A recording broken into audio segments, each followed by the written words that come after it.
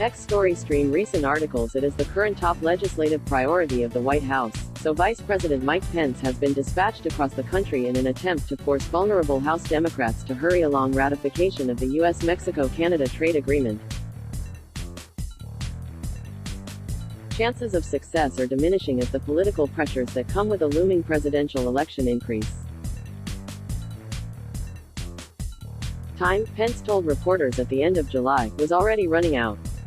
The clock is ticking. Canada has already begun to make it through the legislative process. Mexico has already begun making changes that we asked for, the vice president said. We believe if House Speaker Nancy Pelosi brings it to the floor it will pass. Pence has been traveling to make the NAFTA replacement a reality, visiting Minnesota, New Mexico and Utah in recent months to put pressure on freshman Democrats in the House of Representatives. We've got to get it done. It's why I asked you to come out here, because the clock is ticking. Pence told workers at a hydraulic fracturing facility last week.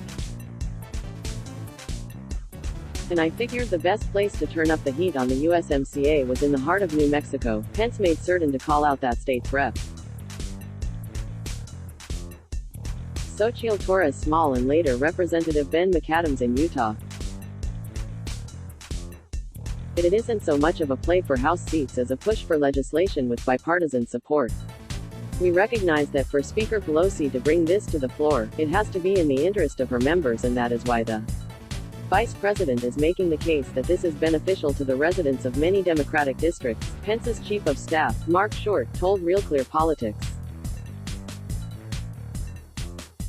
The administration argument behind the trade deal is a binary one.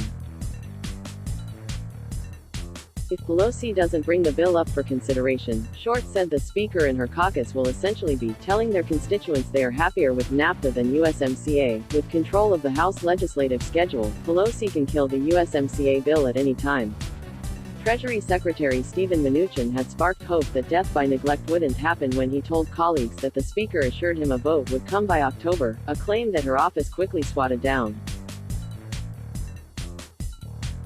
The Speaker has stated repeatedly over the course of the last 7 months that Democrats want to be on a path to yes on USMCA, but that members' concerns about enforcement, labor, prescription drugs and environment must be addressed. A Pelosi spokesman told Axios.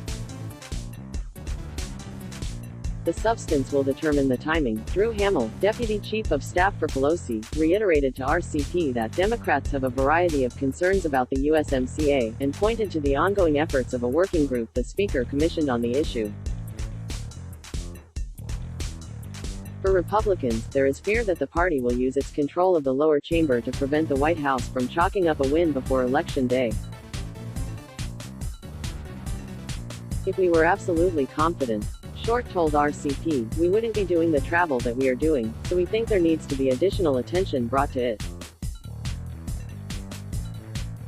Having said that, we do think, at the end of the day, we will get a vote on this, he continued, and that is because, again, if there is not a vote, in essence what Speaker Pelosi and House Democrats are saying is that they are more comfortable with NAFTA. At times, Pence has seen results from that pressure play. I've called on leadership to bring USMCA for a vote this year. McAdams tweeted after the vice president's visit, and I hope we can resolve any outstanding differences to get this agreement across the finish line. It is the United States and Canada that are lagging, though. Leaders from the 3 countries involved signed the deal last November, and while Mexican legislators quickly approved it, lawmakers in Ottawa and Washington are still quibbling. President Trump and Canadian Prime Minister Justin Trudeau tried jump-starting approval efforts last week. Quite frankly, around the table there's a lot of people wanting to make trade deals with each other, Trudeau said at the G7 summit before adding that the US and Canada have a deal that's good for our workers, good for our citizens, good for the middle class.